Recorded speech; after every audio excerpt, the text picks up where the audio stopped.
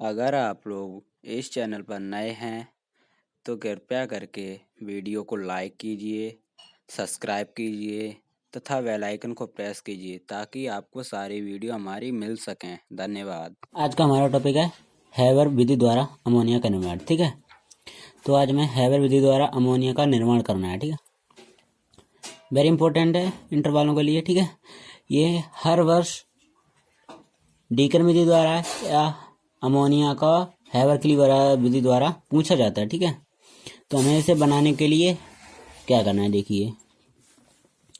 जो वैज्ञानिक हैबर थे, उन्होंने वायुमंडल से नाइट्रोजन और हाइड्रोजन के सहयोग से अमोनिया का निर्माण किया था। ठीक है, नाइट्रोजन और हाइड्रोजन के सहयोग से अमोनिया का निर्माण किया था। हैबर ने एक संयंत्र प्रयोग में किया था इसे बनाने के लिए एक संयंत्र को प्रयोग में लाए थे वो। ठीक है, जिसके जो पार्ट हैं, जो भाग, वो निम्न मैंने लिखे देखे हैं। ठीक है, जैसे कि पहला पार्ट है कंप्रेसर, दूसरा उत्प्रेरक कक्ष और ठंडा कक्ष और परिसंचारी पंप। ठीक है, ये होते हैं कंप्रेसर, उत्प्रेरक कक्ष और ठंडा कक्ष और परिसंचारी पंप। ठीक है, तो आपको मैं चित्रण दिखाता हूँ नाम सहित। ठीक है, ये हमारा चित्र है, देखिए।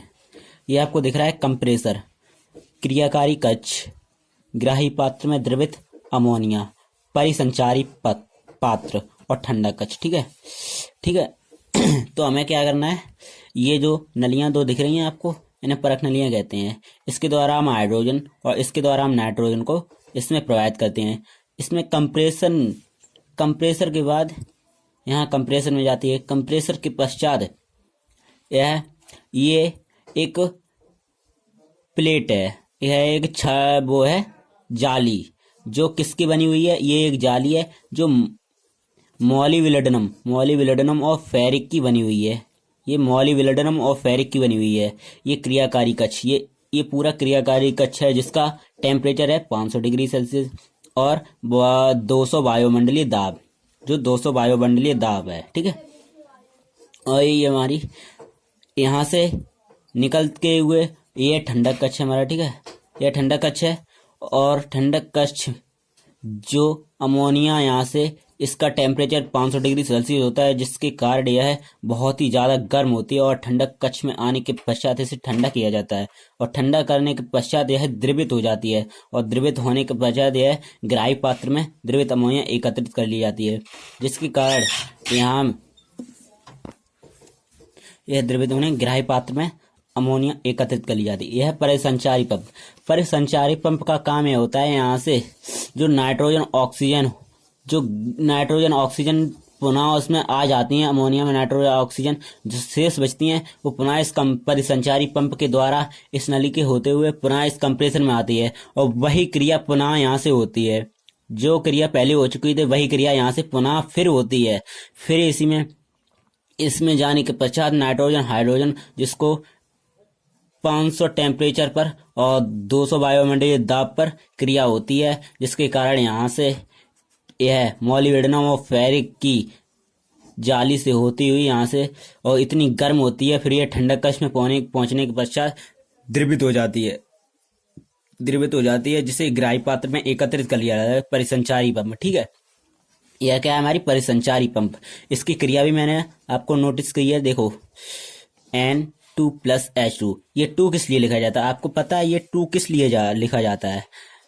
हम सब पे तो 2 लिखते नहीं है, जैसे कि सोडियम, क्या हम Na पे 2 लिखते हैं? नहीं ना, नहीं लिखते हैं। Mg मैग्नीशियम पे नहीं लिखते हैं, Au पे भी नहीं लिखते हैं, Ag पे भी नहीं लिखते हैं। हम ये 2 किस लिए लिखते हैं? ये गैसें होती हैं हमारी, जैसे कि क्लोरीन Cl हो गई, Cl2 हम लिखते हैं। हाइड्रोजन, ये भी गैस है हमारी। ये इनके अणु हम जान तो सकते नहीं कैसे होते हैं, इसलिए हमें इन पर 2 अणु लगाने पड़ते हैं। ठीक है, तो ये हमारा, ये तो मैंने आपको समझाया है, ऐसे ही रफ कार्य है ये, इसका कोई मतलब नहीं है। ठीक है, तो ये हमारा है N2+H2, जिसे मॉलिब्डेनम और फेरिक, ये दोनों उत्प्रेरक का कार्य करती है ना, इसलिए ये दोनों उत्प्रेरक का करते हैं इसलिए। और ये 500 डिग्री सेल्सियस टेम्परेचर इसका, और 200 वायुमंडलीय दाब, जिसके क्रिया फलस्वरूप NH3 NH3 अमोनिया का निर्माण हो जाता है। ठीक है, अमोनिया, ये अमोनिया का निर्माण हो जाता है। ठीक है, ये उत्प्रेरक का कार्य करती हैं, मॉलिब्डेनम और फेरिक उत्प्रेरक का कार्य करती हैं। और यह बहुत इंपॉर्टेंट है, जिसका नाइट्रोजन और हाइड्रोजन का जो अनुपात होता है वो 1:3 होता है। नाइट्रोजन और हाइड्रोजन का जो अनुपात होता है वो 1:3 होता है। ठीक है, तो मैं आपको आगे की क्रिया समझाता हूँ। देखिए, कंप्रेसर, कंप्रेसर का क्या कार्य होता है? कंप्रेसर हाइड्रोजन और नाइट्रोजन को उत्प्रेरक कक्ष में भेजने का कार्य करता है। भेजने का कार्य करता है नाइट्रोजन और हाइड्रोजन, यहाँ से नाइट्रोजन और हाइड्रोजन आएंगी और क्रियाकारी कक्ष, यही कंप्रेसर है। कंप्रेसर इसमें भेजने का कार्य करता है नाइट्रोजन और हाइड्रोजन को उत्प्रेरक कक्ष, इसे उत्प्रेरक कक्ष भी कहते हैं। ठीक है, इसे उत्प्रेरक कक्ष, ये देखो मैंने लिख दिया है, क्रियाकारी कक्ष या उत्प्रेरक कक्ष, उत्प्रेरक कक्ष में भेजने का कार्य करता है। ठीक है, जो नाइट्रोजन और हाइड्रोजन का अनुपात होता है 1:3 में होता है। ठीक है, अब उत्प्रेरक कक्ष और क्रियाकारी कक्ष। उत्प्रेरक कक्ष का क्या कार्य होता है? इस कक्ष का ताप 500 डिग्री सेल्सियस होता है तथा 200 वायुमंडलीय दाब होता है। इसमें मॉलिब्डेनम और फेरिक का कार्य उत्प्रेरक का होता है। फेरिक का कार्य किसका होता है? उत्प्रेरक का होता है। इस कक्ष में क्रिया के फलस्वरूप गर्म अमोनिया की वाष्प तैयार होती है। जो गर्म अमोनिया होती है उसकी वाष्पित होगी, वाष्प तैयार होती है। जो निकास नली, देखो, जो निकास नली, ये निकास नली होती है। ठीक है, हमारी, हम यहाँ लिख देते हैं आपको, निकास नली, ये हमारी निकास नली होती है। ठीक है, जो क्रिया के फलस्वरूप वाष्प तैयार होती है, जो निकास नली से होती हुई ठंडक कक्ष की ओर जाती है। ये देखो, निकास नली से होती हुई कहाँ? ठंडक कक्ष, ठंडक कक्ष में आ गई, ठंडक कक्ष में आती है। ठंडक कक्ष का क्या होता है? इस कक्ष में अमोनिया की वाष्प ठंडी होकर द्रवित हो जाती है। द्रवित हो जाती है, देखो, ठंडी होकर द्रवित। यहाँ तक तो देखो, यहाँ तक तो वो वाष्प रही और वाष्प यहाँ तक आते आते वह द्रवित हो गई, द्रवित हो गई और जो बूंद बाई बूंद एकत्रित रहती है। ठीक है, बूंद बाई एकत्रित होती रहती है, देखो, बूंद बाई बूंद करके एकत्रित होती रहती है इसमें। और परिसंचारी पंप, परिसंचारी पंप का क्या कार्य होता है?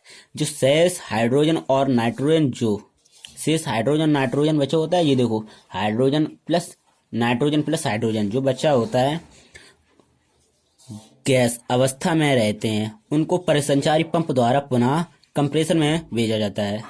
जो उनको परिसंचारी पंप द्वारा पुनः उसमें भेज दिया जाता है, जिसकी क्रिया वही दोबारा से होती है जहां से यह पुनः शुरू हो जाती है। यह क्रिया जहां से पुनः शुरू हो जाती है। ठीक है, ये हमारा चित्र हैबर विद्युत द्वारा अमोनिया का निर्माण, ये वेरी इंपॉर्टेंट है। ठीक है, आप इसका लेना चाहें तो स्क्रीनशॉट ले सकते हैं। ठीक है, देखिए, आप लेना चाहें तो इसका स्क्रीनशॉट ले लें, मैंने आपको पूरा समझाया है। ठीक है, देखिए, आप लिखा भी है, आप चाहें तो पूरा इसका स्क्रीनशॉट ले लें, पहले थ्योरी का ले लें, फिर इस चित्र का ले लें। ठीक है, मैंने इसमें आपसे कोई भी बात छुपाई नहीं है। यह मैं आपको चित्र दोबारा से समझा देता हूँ। ठीक है, ये हाइड्रोजन और नाइट्रोजन, हाइड्रोजन और नाइट्रोजन, जो वैज्ञानिक हैबर थे उन्होंने हाइड्रोजन नाइट्रोजन के द्वारा सहयोग से, उनके सहयोग से अमोनिया का निर्माण किया था। मैंने 2 बार लिखा है। ठीक है, देखो, मोस्ट वेरी इंपोर्टेंट और वेरी वेरी इंपोर्टेंट, इंपॉर्टेंट है इसीलिए मैं आपको बता रहा हूँ। ठीक है, इनका जो अनुपात होता है, क्वेश्चन ऑब्जेक्टिव टाइप क्वेश्चन देता है कि इनका अनुपात क्या होता है। इनका अनुपात होता है 1:3 का अनुपात होता है। ठीक है, उत्प्रेरक, उत्प्रेरक मॉलिब्डेनम और फेरिक, ये जो जाली लगी होती है वो मॉलिब्डेनम और फेरिक की जाली होती है। ठीक है, मॉलिब्डेनम और फेरिक की जाली होती है, इसे हम कंप्रेसर कहते हैं। यह निकास नली होती है, ये निकास नली होती है। ठीक है, यह होता है क्रियाकारी कक्ष हमारा, और ये ठंडा कक्ष, निकास नली, मैंने एरो नहीं लगाया, ये निकास नली है। ठीक है, और ये ग्राही पात्र, ग्राही पात्र में द्रवित अमोनिया, परिसंचारी पंप, इसे P2 कह देते हैं और इसे P1 भी कहते हैं। यानी पंपें दोनों ही होती हैं ये। ठीक है, दोनों का काम एक ही होता है।